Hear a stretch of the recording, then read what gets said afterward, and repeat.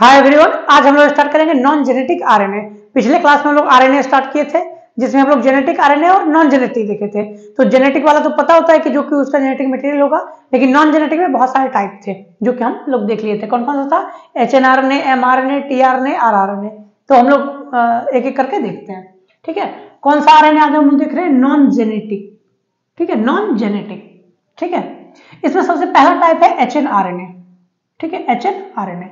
तो एचएनआरएनए जो है वो प्रोकैरियोट में मौजूद नहीं होता है, कल ही बताया था, सिर्फ यूकैरियोट में होता है। ठीक है, only in case of eukaryote. तो ये बात आप अच्छे से ध्यान में रखिएगा। ठीक है, प्रिकर्सर ऑफ एमआरएनए किसमें? सिर्फ और सिर्फ यूकैरियोट में, प्रोकैरियोट में नहीं, यूकैरियोट में। इसी से एमआरएनए बनता है, एचएनआरएनए से। कैसे बनता है? तो डीएनए है ये, मान लीजिए। ठीक है, डीएनए है, डीएनए से ट्रांसक्रिप्शन होके आरएनए बनेगा।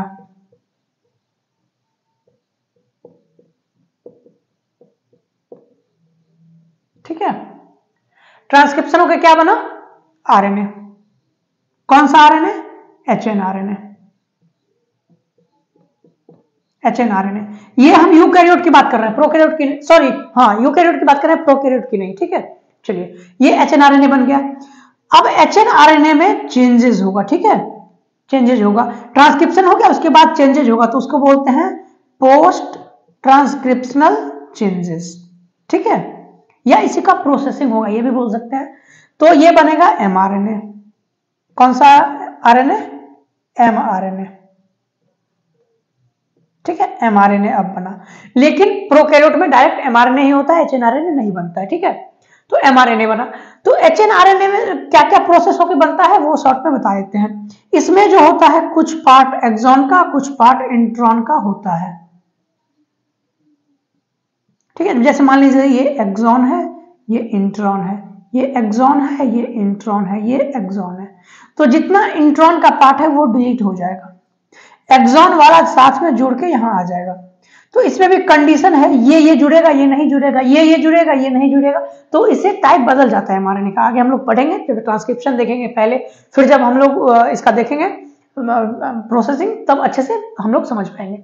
ठीक है, एक साइड होता है 5' एक साइड 3'। 5' हेड होता है, 3' टेल होता है। कैसे? यहाँ पे कैप लग जाता है। क्या लग जाता है? कैप। और एक 3' की तरफ कुछ और टाइप कुछ लग जाते हैं, इसको बोलते हैं टेलिंग। क्या लगता है वो बताएंगे, यहाँ पे कोडन वगैरह लग जाता है। ठीक है, तो 3' और 5'। 5' में कैपिंग हो जाता है, 3' में टेलिंग हो जाता है। यही हो गया आपका एमआरएनए। ठीक है, चलिए अब दूसरा टाइप देखते हैं, एमआरएनए। उसी को बोलते हैं मैसेंजर आरएनए। ठीक है, या एक और नाम है इसका, टेम्पलेट आरएनए। Template RNA. ठीक है, टेम्पलेट आरएनए भी बोलते हैं। ठीक है, जितना आरएनए होता है एक सेल में, उसका जो है इसमें 2 से 5% होता है। ये एमआरएनए कितना परसेंट होता है? 2 से 5% होता है टोटल सेल में। ठीक है, जितना भी आरएनए होता है। चलिए, इसका फंक्शन क्या है? ये बनता कैसे है? यूकैरियोट में तो बनता है एचएनआरएनए के प्रोसेसिंग से, और प्रोकैरियोट में तो डायरेक्टली यही बनता है। इसका फंक्शन है, ये इंफॉर्मेशन लेता है कहां से? डीएनए से। किसके रूप में? कोडोन के रूप में। और वो इसको कैरी करता है, और ये फिर राइबोसोम पे जाता है। कहां जाता है? राइबोसोम पे। ठीक है, कहां जाता है? During protein in synthesis mRNA attached with smaller सब यूनिट ऑफ राइबोसोम। ठीक है, उसके बाद फिर ये प्रोटीन बनाता है। कहां बनाता है? राइबोसोम पे। ठीक है, ये यहां से डीएनए से बना आपका एमआरएनए। एचएनआरएनए मान लीजिए प्रोसेसिंग हो गया, एमआरएनए है। एमआरएनए आएगा आपका कहां? राइबोसोम पे। इसके स्मॉलर सब यूनिट पे आता है। कहां पे आता है? स्मॉलर सब यूनिट पे। और फिर इससे इधर से प्रोटीन बन के निकल जाता है। समझ गए? इसी से प्रोटीन बनता है। तो ये हो गया प्रोटीन। ठीक है, तो ये करता क्या है? फंक्शन क्या है इसका? ये इंफॉर्मेशन लेता है डीएनए से कोडोन के रूप में। ये जैसे यहां से लिया ना, तो कोडोन के रूप में कैसे लेगा अभी बता देते हैं। और फिर ये स्मॉलर सब यूनिट राइबोसोम पे जाता है और इसे प्रोटीन का सिंथेसिस कर देता है। ठीक है, eukaryote mRNA after synthesis in nucleus बनता कहां पे है? डीएनए जहां होगा वही बनेगा, तो न्यूक्लियस में बनता है। उसके बाद ये साइटोप्लाज्म में आ जाता है। ठीक है। उसके बाद कहां जाता है ये साइटोप्लाज्म में। अभी अब हम इसको समझते हैं पूरा प्रोसेस को, ठीक है। देखिए डीएनए होता है न्यूक्लियस के अंदर, तो एमआरएनए बनेगा कहां, न्यूक्लियस के अंदर, ठीक है। तो हम जो बात कर रहे हैं न्यूक्लियस के अंदर क्रोमोसोम होगा, क्रोमोसोम होगा, क्रोमोसोम में क्या क्या हो गया, डीएनए होगा प्लस हिस्टोन होगा, ठीक है, हिस्टोन होगा, यही होगा ना। तो डीएनए से क्या बनेगा, आरएनए। कौन सा आरएनए, एचएनआरएनए, यूकैरियोट की बात कर रहे हैं, एचएनआरएनए। एचएनआरएनए प्रोसेस होकर क्या बनाएगा, एमआरएनए, एमआरएनए।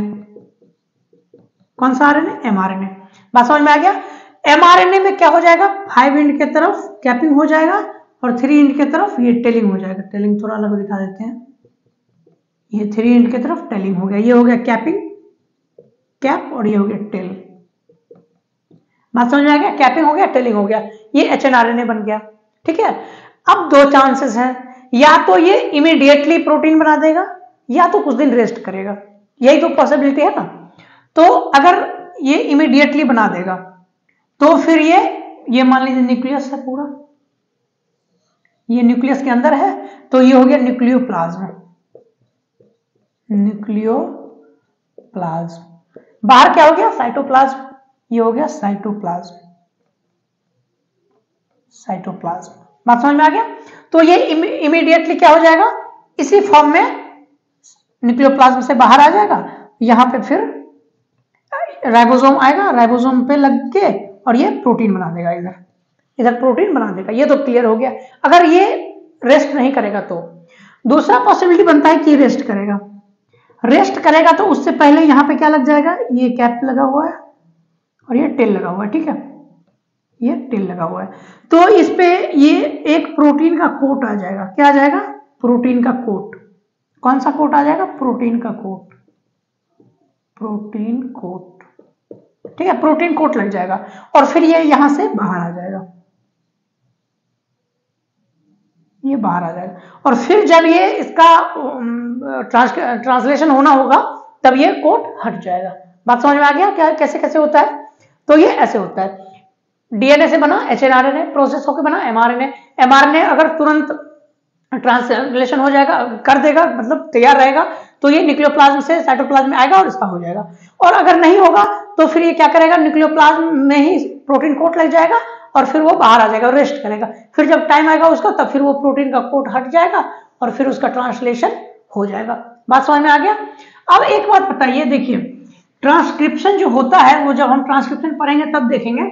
डीएनए है, मान लीजिए ये 2 स्ट्रैंड है डीएनए का। डीएनए कैसा होता है, डबल स्ट्रैंड, डबल स्ट्रैंड, ठीक है, डबल स्ट्रैंड होता है। वहां पढ़े थे ना, अभी जब पढ़े थे एमआरएनए तो क्या था कि वो कोडोन के फॉर्म में रहता है। एमआरएनए क्या करता है, कोडोन के फॉर्म में वो स्टोर कर लेता, कैरी करता है उसको, ठीक है, इंफॉर्मेशन जो लाता है।